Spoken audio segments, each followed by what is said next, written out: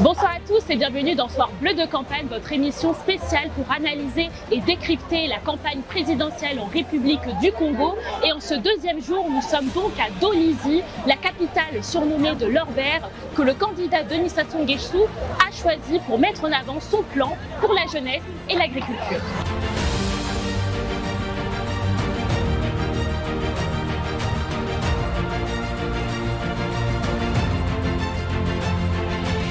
Je suis donc avec Yves Patrick Pombo qui a assisté donc à ce meeting inaugurable donc à Dolisie. Yves Patrick Pombo, qu'est-ce que vous attendez donc du candidat Denis Sassou Nguesso?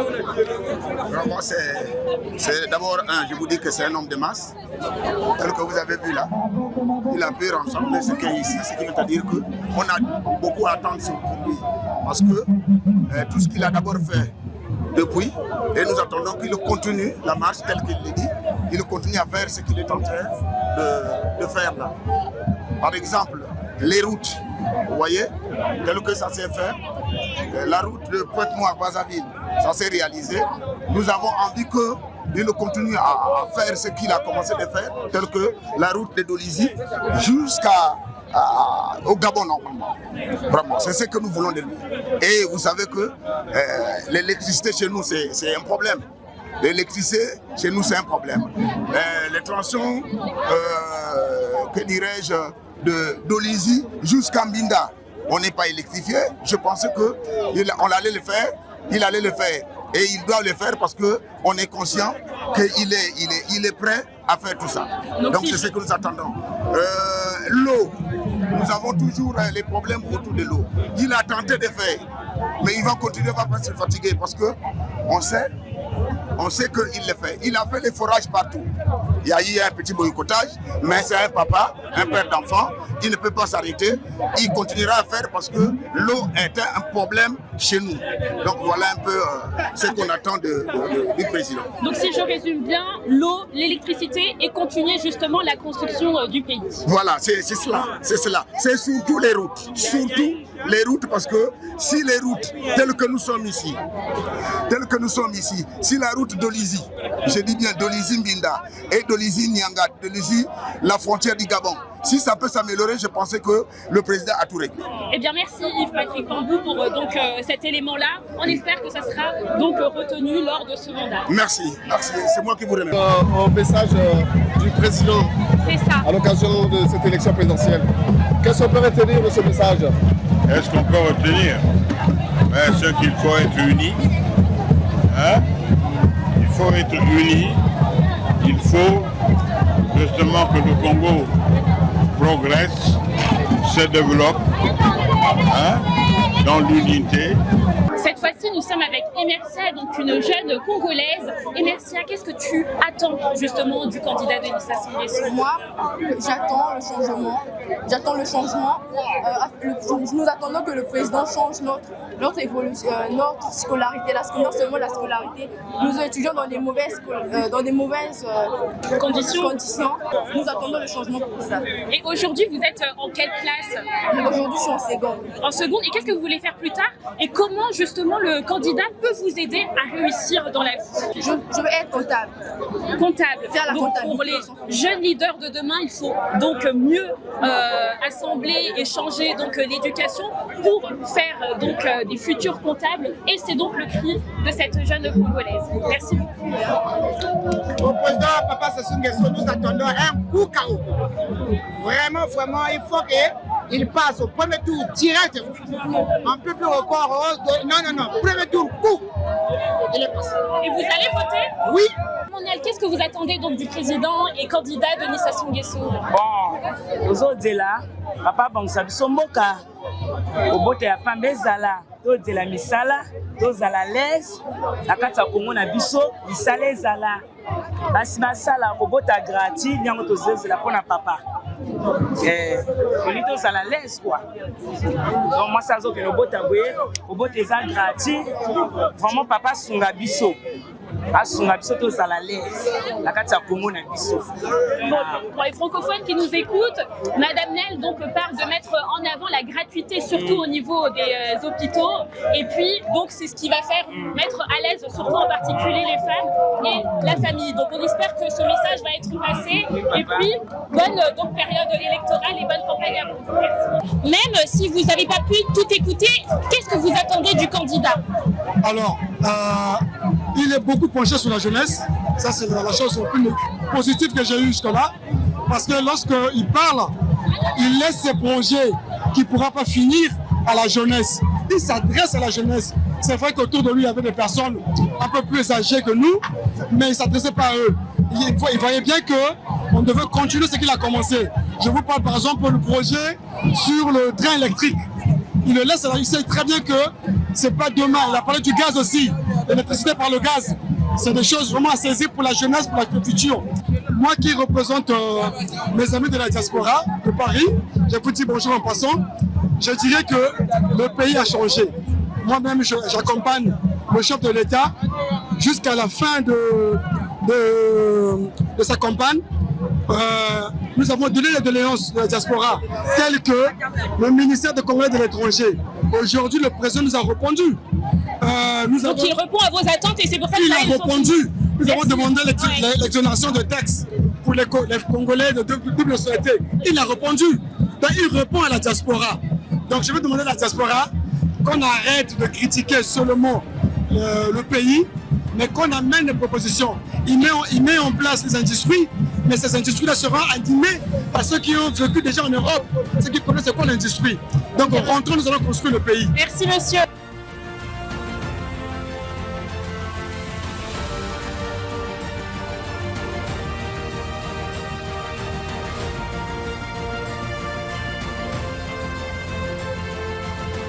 Bonsoir à tous, nous sommes toujours dans Soir Bleu de campagne, votre émission spéciale. Et en ce moment même, nous sommes à Dolisie pour ce deuxième jour donc, de meeting du candidat Denis Sassou Nguesso dans la capitale du Nord-Vert. Et sans plus tarder, nous allons donc passer en profondeur les revendications des Congolais, car comme vous l'avez vu, j'ai été sur place, nous avons tous été sur place donc pour poser et questionner les Congolais sur le discours et surtout sur les attentes du président. Mais avant ça, mes chers confrères, pourquoi, à votre avis, le candidat Denis Sassou Nguesso a choisi Dolisie comme ville pour ce deuxième jour? Je pense que Dolisie représente quand même une place tout à fait particulière dans la vie du président sortant. Il a eu donc à passer une bonne partie de sa formation ici. Et il y a même un arbre sur lequel il avait écrit des inscriptions qui résument un peu sa projection, ses ambitions. Et je pense et je suppute que chaque fois qu'il revient à Dolisie, il réalise quand même qu'il a quelque part accompli son dessein, ses projets. Il a quelque part cherché une part de stabilité, c'est la sécurité Dolisie. Oui, la sécurité, pourquoi? Parce que le président a à cœur Dolisie. Dolisie représente tout un symbole pour le président de la République. Vous avez suivi François qui a évoqué l'enfance du président ici à Dolisie. Sur l'arbre qu'il a fait allusion, c'est l'arbre de Brazza, ce qui témoigne justement l'osmose entre le président de la République et les populations de Dolisie. Vous avez vu la démonstration populaire ce midi au lieu du meeting, témoigne justement la relation naturelle qui existe entre le président de la République et les populations de Dolisie. Cette relation naturelle qu'entretient donc le candidat Denis Sassou Nguesso avec même donc ses militants, ses soutiens, est-ce que vous pensez que le discours tout de même a été entendu et pour autant les revendications ne seront pas telles aussi sous-estimées? Est-ce que le message est passé auprès donc de la population? Au regard de la mobilisation qu'il y a eu au meeting du candidat de la majorité, on peut estimer que la population de Dolisie est tout à fait réceptive au message du candidat de la majorité. Dolisie, c'est la troisième ville du Congo, on l'appelle capitale de l'or vert, en raison évidemment de l'exploitation forestière, du bois. Et donc, l'enjeu demeure le même qu'au Pointe-Noire, qui est considéré comme la capitale économique. Donc, à Dolisie aussi, c'est toujours l'économique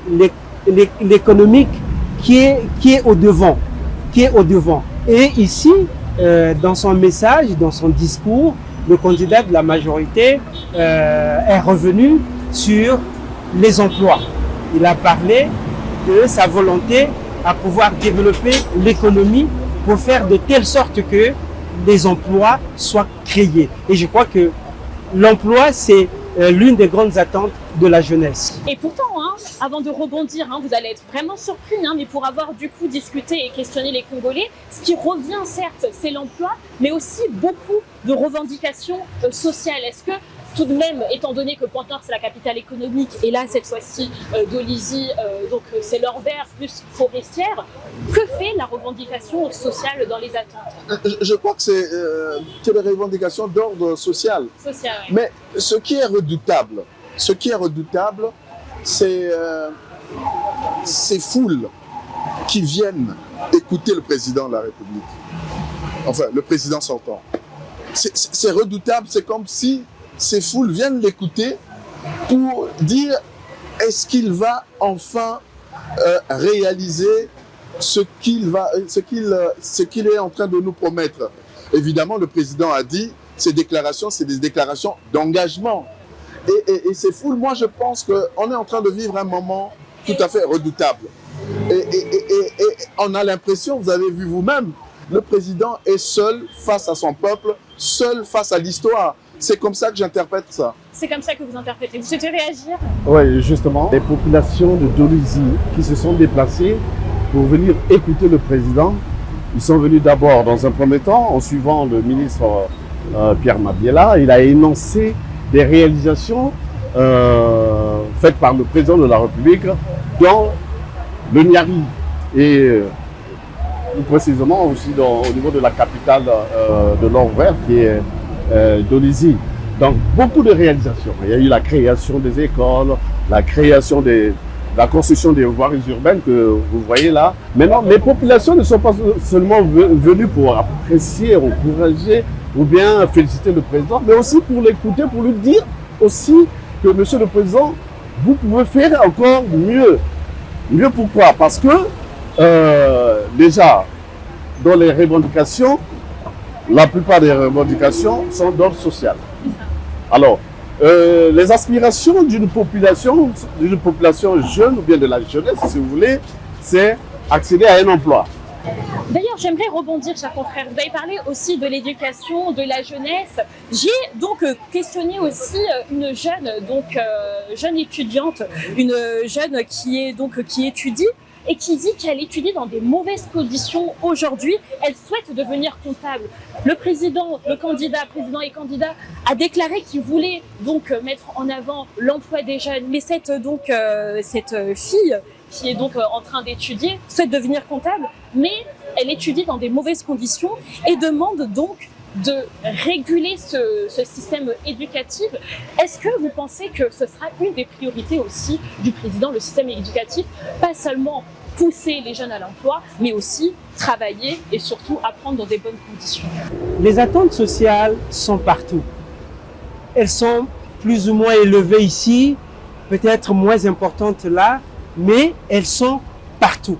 Et à un moment pareil, où justement la vie démocratique demande aux acteurs politiques qui veulent présider aux destinées du pays d'aller solliciter la volonté de leurs compatriotes, d'aller solliciter les voix de leurs compatriotes, il leur faut apporter un message, un discours. Mais plus qu'un message, plus qu'un discours, le candidat de la majorité, appelons-le comme ça là, apporte aussi son expérience.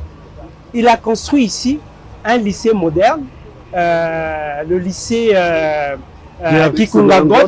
Kikungangot, et ça a réjoui les jeunes.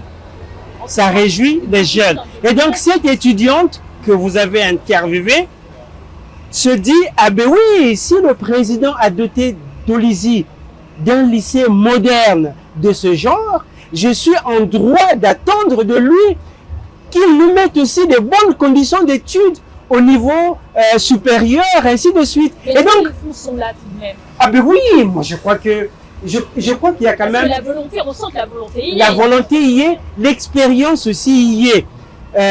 Emery tout à l'heure a parlé des voiries urbaines qui ont été construites, mais de la modernisation. Bon, si déjà une expérience, donc on dit, mais tiens, il peut faire, il va faire. Quand il promet, quand même, il le fait.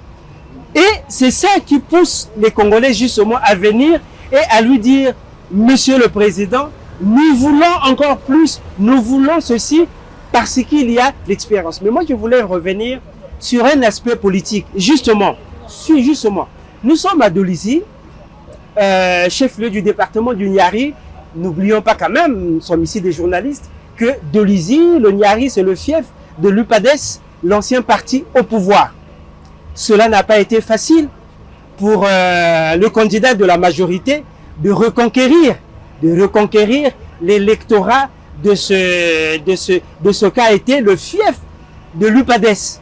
Voyez-vous, je crois qu'il faut féliciter les cadres, les élites, tous ceux qui ont travaillé dans le cadre des partis de la majorité pour faire que le président Denis Sassou Nguesso ait encore retrouve une base électorale importante à Dolizy et à travers Dolizy dans le département du Niari et ainsi de suite. Je crois que parmi ces cadres, Emery a parlé du ministre d'État Pierre Mabiala et bien d'autres qui ont travaillé pour avoir le résultat qu'on a. Mais ce résultat qu'on a, c'est quand même plus de 40 ans de pouvoir avec des infrastructures rénovées par endroits et tout de même toujours des problèmes au niveau des routes, de l'électricité et de l'eau. Qu'est-ce que donc a fait pendant ce mandat, pendant plus de 40 ans, qu'est-ce qui fait qu'il y a eu une faille et qu'il faut encore continuer plus loin alors? Bon, je pense qu'il y a eu quand même pendant les 40 ans des choses qui ont été faites. Et justement, c'est ça qui... C'est pas encore assez. Justement, c'est pourquoi les populations se montrent plus exigeantes vis-à-vis du candidat Denis Sassou Nguesso, même s'ils lui reconnaissent l'expérience et tout ça, mais les populations sont exigeantes par rapport à ce parcours. Il y a eu de bonnes choses qui ont été faites, il y a eu des choses qui ont été amorcées, mais qui n'ont pas été achevées. Et donc, en fait, on le pousse, on est exigeant pour qu'il aille un peu plus loin. Et même aussi, on est des humains. Et même aussi, s'il y a des erreurs qui ont été commises, qu'ils soient en mesure de les corriger. C'est ça le message des populations. Et l'exigence des populations, c'est aussi ça. Monsieur le Président, vous avez fait des choses, mais sur certains aspects, vous n'êtes pas allé au bout. Mais nous vous demandons, cette fois-ci, d'aller plus loin que ça, d'être plus exigeant que ça. Voilà, en fait, c'est ça qui fait qu'il y ait cette masse de gens qui viennent et qui sont quelque part aussi rassurés par le président parce qu'il a de l'expérience, parce qu'avec lui, il y a la paix, mais en même temps, ils se disent, oui, il y a la paix, il y a l'expérience, mais en même temps, il faut aller un peu plus loin. Je crois que c'est le message subliminal que les populations veulent lui transmettre. Donc si je comprends bien, ces revendications sociales, en fait, c'est un peu plus d'exigence, si je comprends bien, et seul lui peut répondre, peut résoudre ce problème. Vous savez, l'élection présidentielle intervient après 5 ans. Donc un mandat, c'est 5 ans. Alors, l'enjeu de cette élection, permettez que je vous le dise aujourd'hui, c'est de se déterminer entre la continuité ou l'alternance. Mais je crois que au regard de force en présence, au regard aussi de ce qui se passe dans le pays, et vu l'adhésion des populations dans la dynamique impulsée par le président de la République, alors les populations veulent de la continuité. Permettez-moi de dire, ils veulent de la continuité. Continuer avec quelqu'un qui a de l'expérience, quelqu'un qui a la maîtrise de la gestion de la chose publique. Mais le grand problème, c'est quoi? C'est ce qu'on a dit tout à l'heure.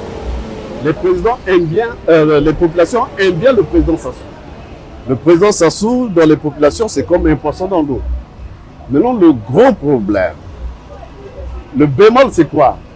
C'est parce que ces populations-là, au regard justement de la longévité que le président a eue tout au long de son règne, il y a quand même une adéquation entre ce qui a été fait et ce qui n'a pas été fait, ce qui reste à faire. Voilà, les populations veulent bien du président, mais qu'il essaie un peu de regarder, essaie un peu d'innover, d'apporter des solutions idoines aux problèmes qui, aujourd'hui, accablent les populations. Ce sont les revendications qui sont naturelles, qui sont normales. Les revendications qui sont normales parce que cela dépend de l'existence. L'eau, l'électricité, l'emploi, en tout cas, c'est des priorités que le président devrait apporter des solutions idoines. En tout cas, parmi les solutions, il y a une jeune femme qui a parlé donc de l'accès à la maternité gratuitement. Est-ce que ça peut être possible de mettre aussi ça en place? Il faut le souligner, hein. D'ailleurs, on l'a même rappelé lors de la première émission que le président, certes, avait parlé de jeunesse, de paix et de sécurité, mais il avait hormis le volet santé. Et là, cette jeune femme a mis ça en avant en disant il faut, en la citant, nous mettre à l'aise, mettre les femmes à l'aise, qu'elles puissent donc accoucher sainement et surtout gratuitement. Mais est-ce que c'est une mesure qui peut être possible? Oui, c'est une mesure Dalini qui avait déjà été prise. La gratuité pour la césarienne, la gratuité pour le traitement contre le palu et ainsi de suite. Ça avait été décrété. C'est là justement quand Emery dit mais ce sont des attentes naturelles. Ce sont des attentes qu'on retrouve partout. Les réponses avaient été déjà données. Notre problème, mais justement, j'y viens. Notre problème, c'est la gouvernance. Ces mesures-là, le président Denis Sassou Nguesso les avait déjà prises.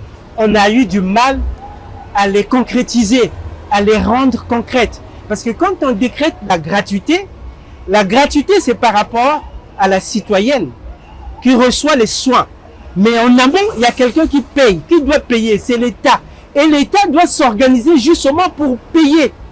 Malheureusement, la gouvernance, la gestion, l'administration publique n'a pas suivi et cette mesure a été pratiquement un peu remise en cause. C'est-à-dire qu'il y a des endroits où elle est appliquée, il y a des endroits où elle est plus ou moins appliquée et malheureusement, il y a des endroits où elle n'est pas appliquée. Mais gageons que, ou disons, souhaitons que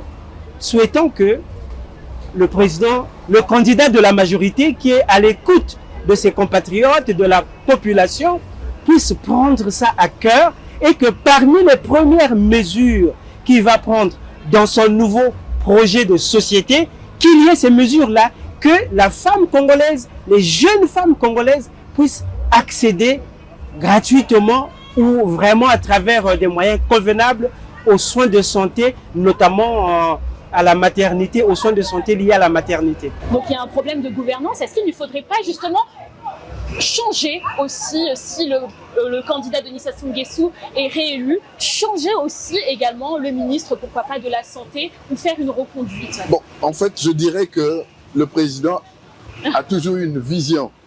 Une vision qui balaie justement, qui intègre toutes ces exigences-là, comment pouvoir les régler. Mais le grand problème, c'est ceux qui sont derrière lui, justement, qui ne l'accompagnent pas véritablement dans la réalisation.